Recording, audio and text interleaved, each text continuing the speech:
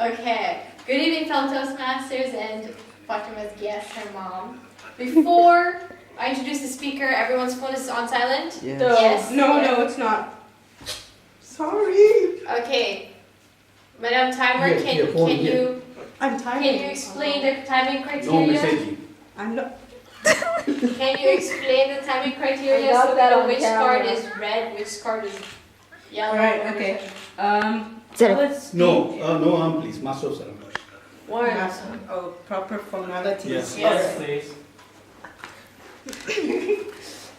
Why are you here?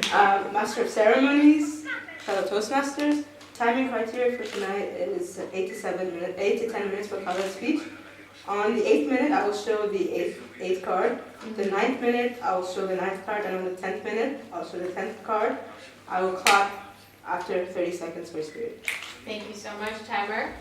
Now, I'd like to introduce Evaluator. Evaluator to give his objectives of the speech. This is hard. Clap, clap, clap, clap. You can clap after I finish. You're boring. Master of Ceremonies, dear fellow Toastmasters and most welcome guests. Good evening to you all. Good evening. Speaker in particular who is attempting from Project 5 speaking after dinner from the entertaining speaker manual. The objectives are prepare an entertaining after dinner talk on a specific theme. Deliver the talk using the skills developed in the preceding projects. Timer, please note the time is 8 to 10 minutes. Back to you, Master. Thank you, Evaluator. Now to introduce our speaker of this evening, who will be completing his ACB, what is it, Entertaining Speaker, Project 5. Project 5, please help me welcome with a smiley face, Toastmaster Khalid Ismael. Master of Ceremonies, my fellow Toastmasters, and my wonderful house guests, a warm good evening to you all. Good evening. Tonight is a special night. All of you are gathered here today to celebrate something that is special to me. The day that I was born. My birthday. Now, when I woke up this morning, the idea was we'd have food. And we were worried that we would have not enough food. And then when everyone was gathered here today, we had all the foods known to mankind that can kill a person within a year. And we were worried that there were not enough people to finish the food.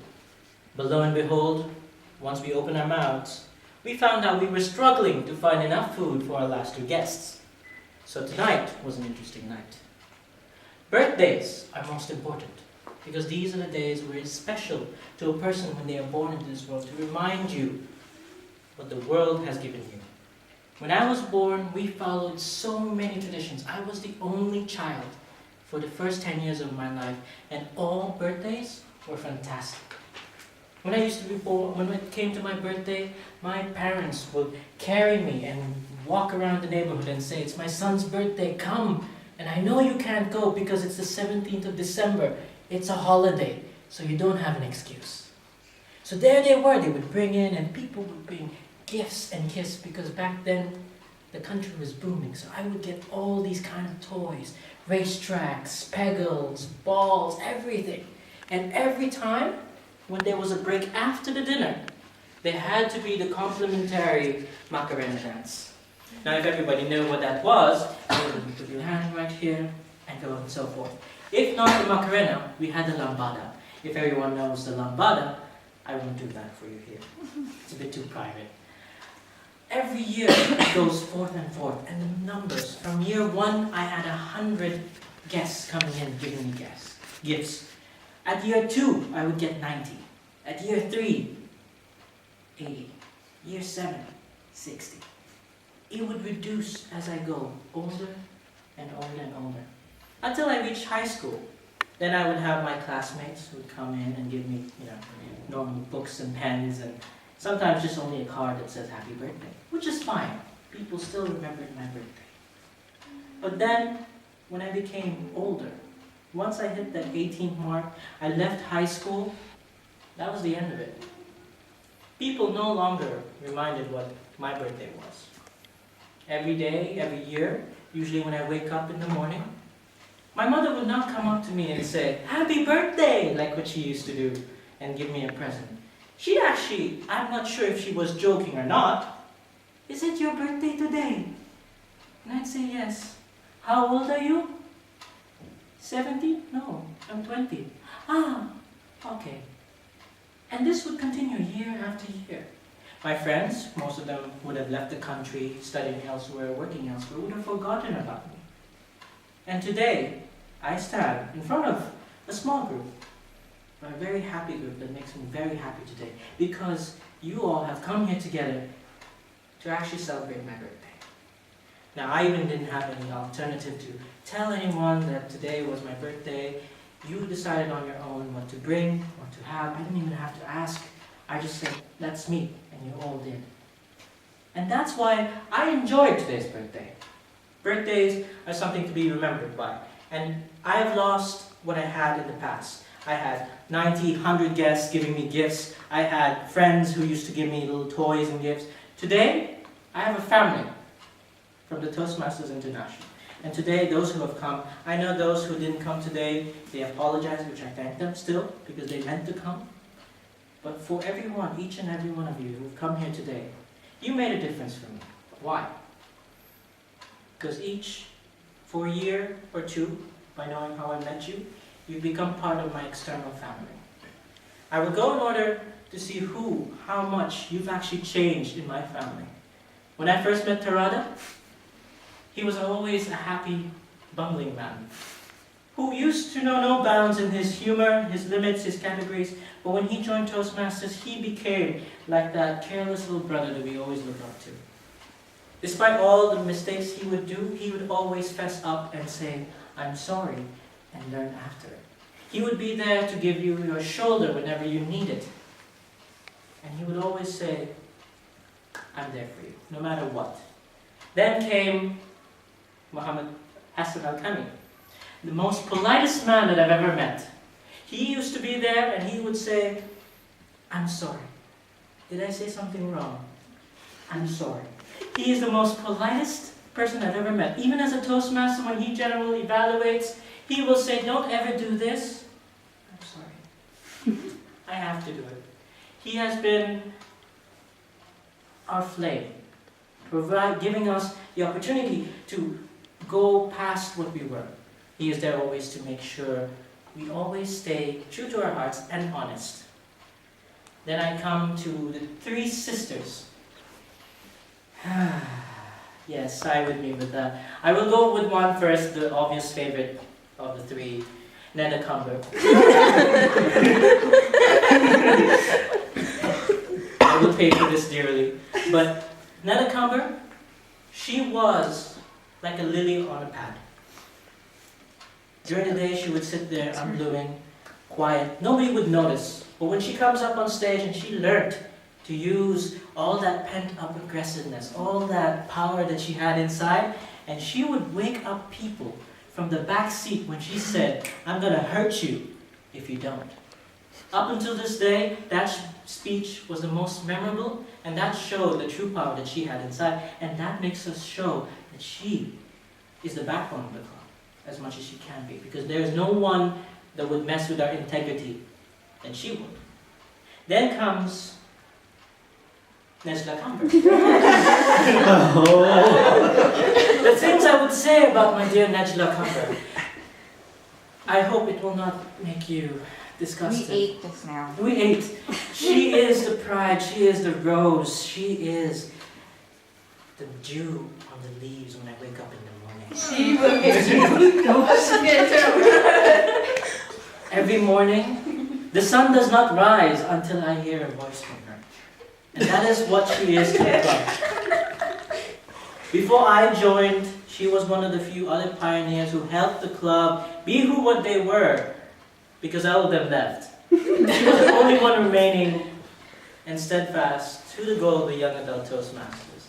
She is one, alongside Daphne Rodriguez, as one of the timeless legends that would never leave and will always be there for the benefit of the club. And with that, and plus other things aside, I thank her for everything that she's done to the club and to my personal life. Thank you. we talk about Nasreen now? But then comes Nasreen Cumber. She is the club's wild card. When she joined the company and she came and she said, oh, I'm going to do 6 projects in 2 weeks. And she did 6 projects in 2 weeks. Why? Because she wanted to join the international contests. And when the international contest came, she did it and then she disappeared. We thought we would never see her again, but she did. She came after a year and she surprised us when she said, I want to be the Vice President of Education. And we said, whoa, really? After a year of absence. We were doubting her. But she said, I would do it. And we, unfortunately, we said, okay, with doubt. But she surprised us because she was the first Vice President of Education to bring us to 9 DCP points this year itself. She's the first Vice President of Education to show us how we should be doing our educational program. And she did it to a perfection level to make Hala proud. And now we come up to Miss Hala. Now everybody views her as the bossy perfectionist.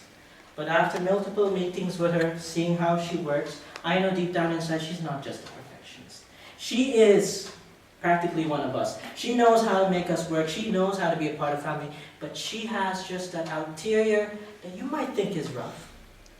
But if you go deep and you find her, find that's a demon. A diamond. A diamond in the rough. And comes to our 2 newest inhabitants to the club, Isak and Tima. I'm before her. Hey, where? Isak, one of our, the person who was so quiet, who never had his chance to speak, and always well dressed. Always whatever the occasion. But when he found out during our trainings that what it took to be a DTM, boy, did he say, I'm the one who's going to do the HPL. I'm the one. And I know before we even started this meeting, he was sitting with him and sitting with Uncle Rizvi, saying that I have my plans thought out. It's already in effect. Tima, she is, I cannot say.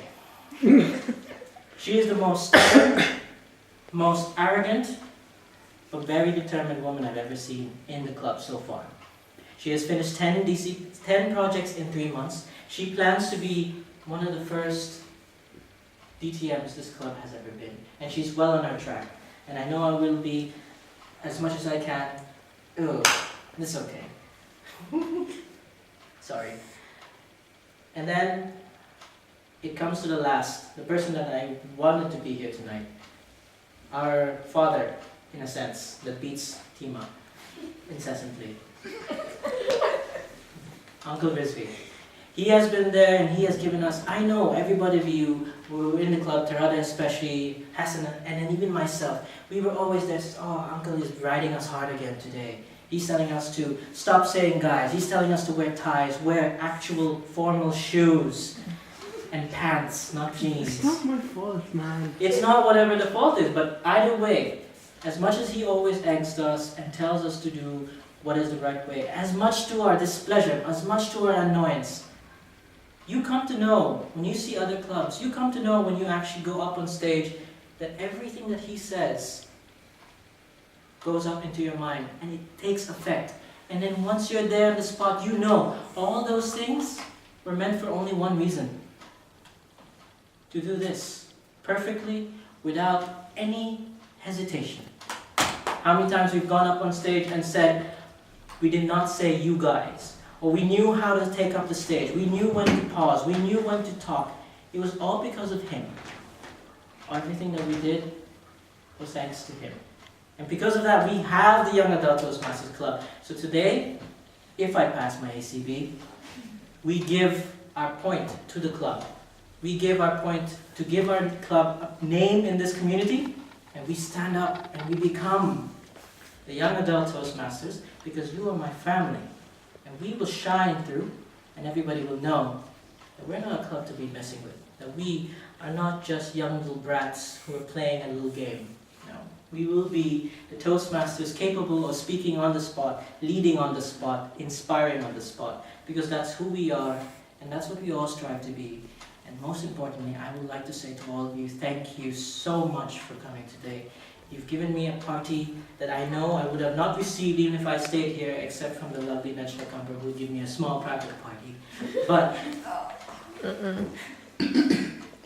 thanks to you, I have not only gained a club, I have gained friends and a family that I will never ever forget. From sisters, brothers, a wife, and a father. Back to you.